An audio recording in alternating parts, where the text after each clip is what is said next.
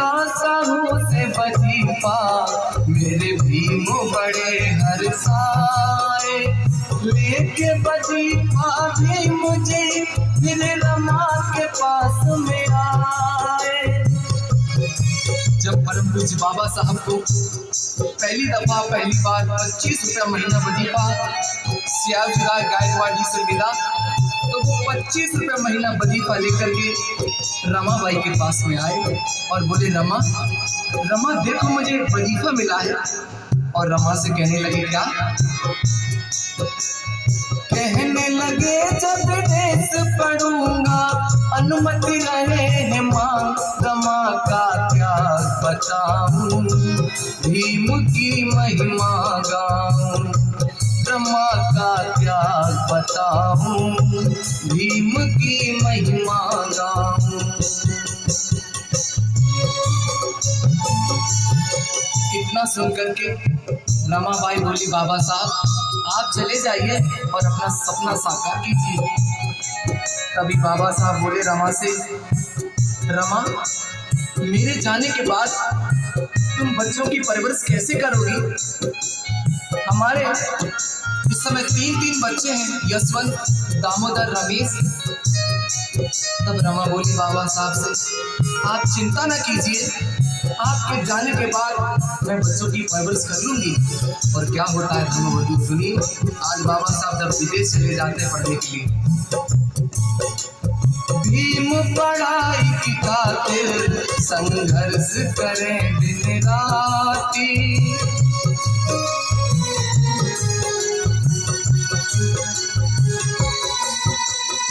बाबा साहब जब विदेश गए तो विदेश में 18 घंटा लगातार पढ़ाई किया करते थे।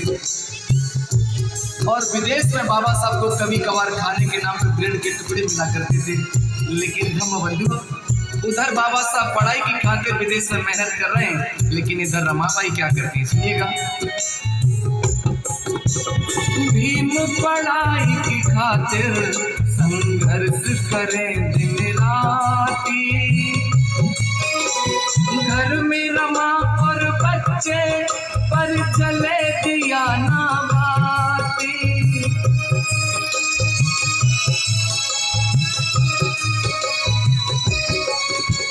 काऊ दिन रोटी मिल जावे तो काऊ दिन मिल जाए साग। रमा का त्याग बताऊं भीम की महिमा गाऊं।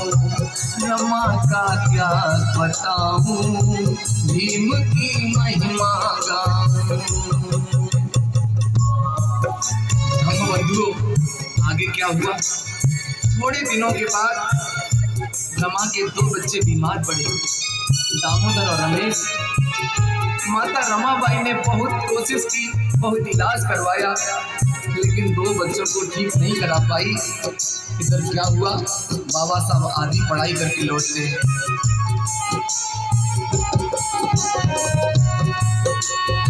आधी पढ़ाई करके जब भीम लौट कर आए,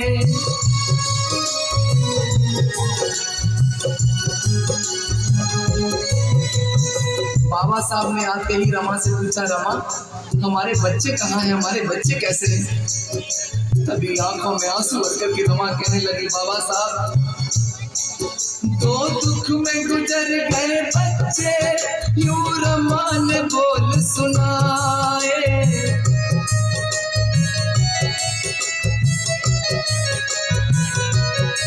रमा आंखों में आंसू भर करके बोली, बाबा साहब आपके जाने के बाद 2 बच्चे बीमार पड़े, मैंने बहुत इलाज करवाया, बहुत कोशिश की, लेकिन बाबा साहब उनको बचा नहीं पाई। आपके 2 बच्चे दुनिया छोड़ के चले गए। और आंखों में आंसू भर करके रमा बोली, कोशिश की मैंने बहुत भीम जी, तो छोड़ गए प्राण। रमा का त्याग बताऊं भीम की महिमा गाऊं। रमा का त्याग बताऊं भीम की महिमा गाऊं।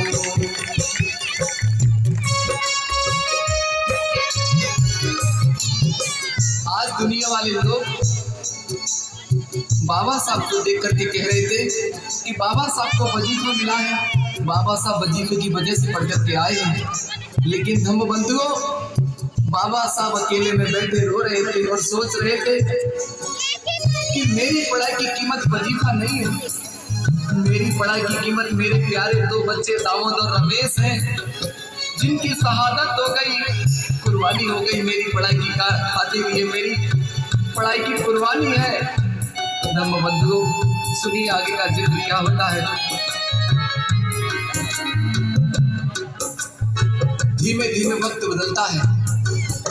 कुछ दिनों के बाद बाबा साहब के एक मित्र नवल भटेना जी उनके पास आते हैं और बाबा साहब से कहते हैं, बाबा साहब आपकी आधी पढ़ाई हो गई है, अपनी आधी पढ़ाई को पूरा करने के लिए आप दोबारा विदेश चले जाइए।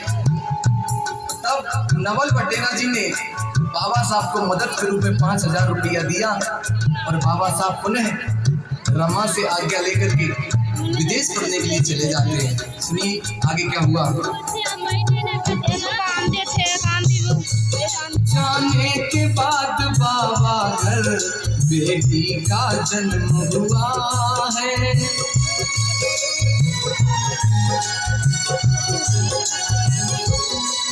जाने के बाद बाबा घर बेटी का जन्म हुआ है।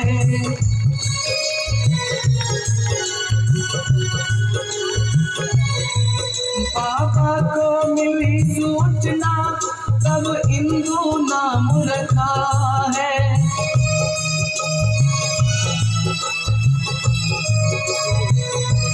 लेकिन माता रमाबाई तो रमाबाई, उनकी महिमा का बखान मैं कैसे करूं।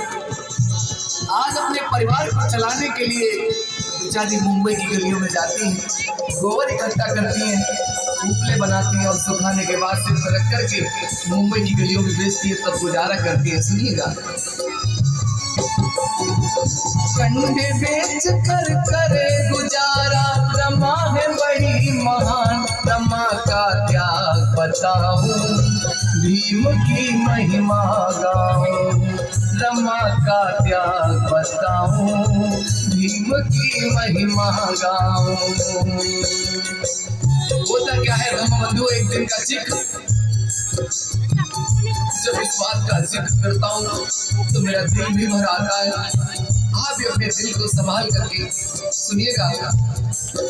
एक दिन का जिक्र बता रहा हूँ। कंडों को बेच घर लौटी तो बाबा का पत्र मिला है,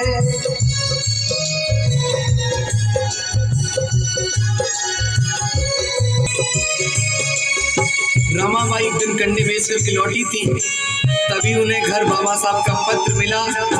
और वक्त की बात, उन दिनों रमा की छोटी बेटी इंदु बीमार हो गई थी।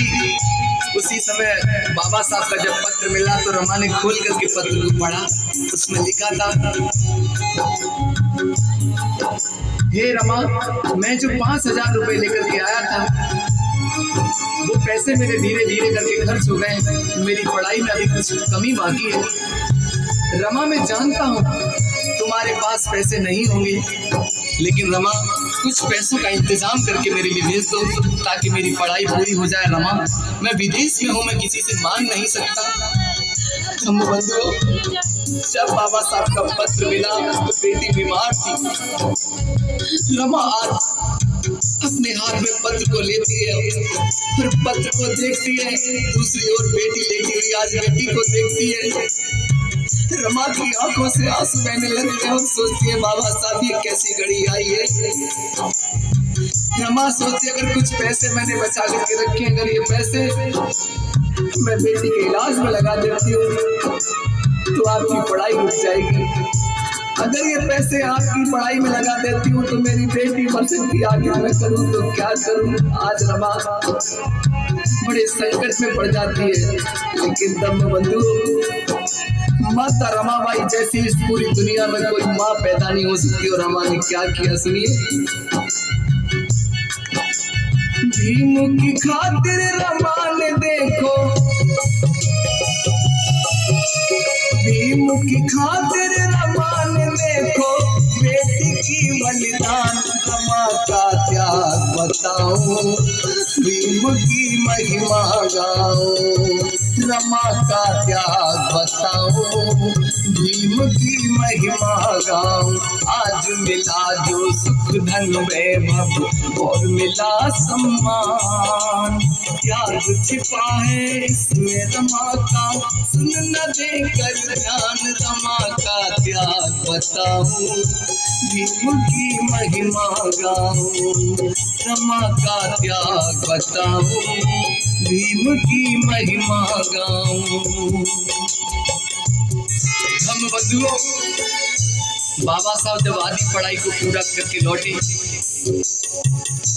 तो आते ही बाबा साहब ने रमा से पूछा, रमा हमारी इंदु कहाँ है, हमारी बेटी कहाँ है?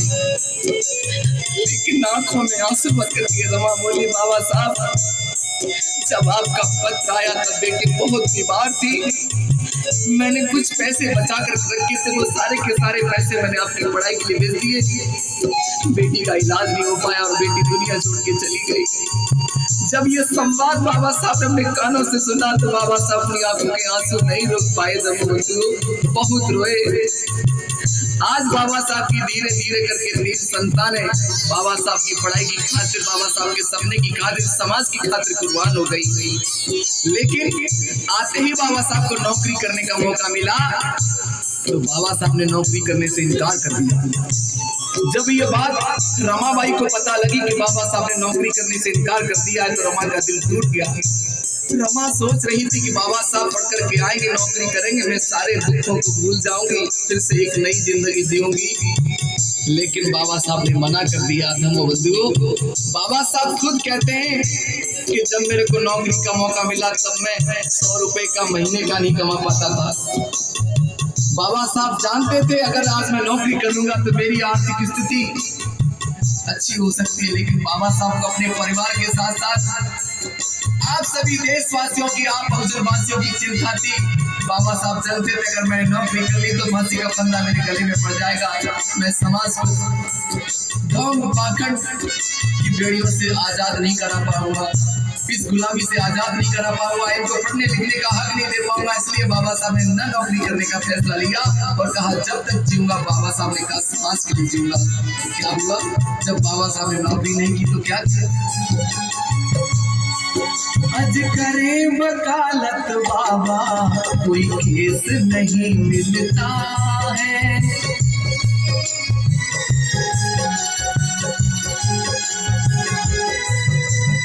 बाबा साहब वकालत करने लगे, कोर्ट में जाने लगे। जब जाते थे तो पूरा पूरा दिन ऐसे बैठे रहते थे, कोई भी केस नहीं मिलता था। उन दिनों बाबा साहब के घर की हालत बिगड़ गई, गर्दिश के दिन आ गए। और क्या हुआ?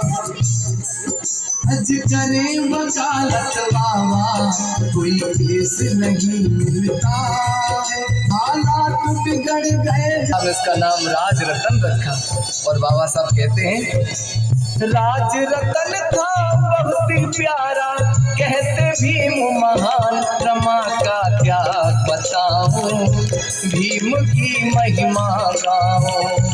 रमा का त्याग बताओ, भीम की महिमा गाओ। राज रतन को देख करके बाबा साहब कहते थे रमा, रमा देखना ये हमारा बेटा राज रतन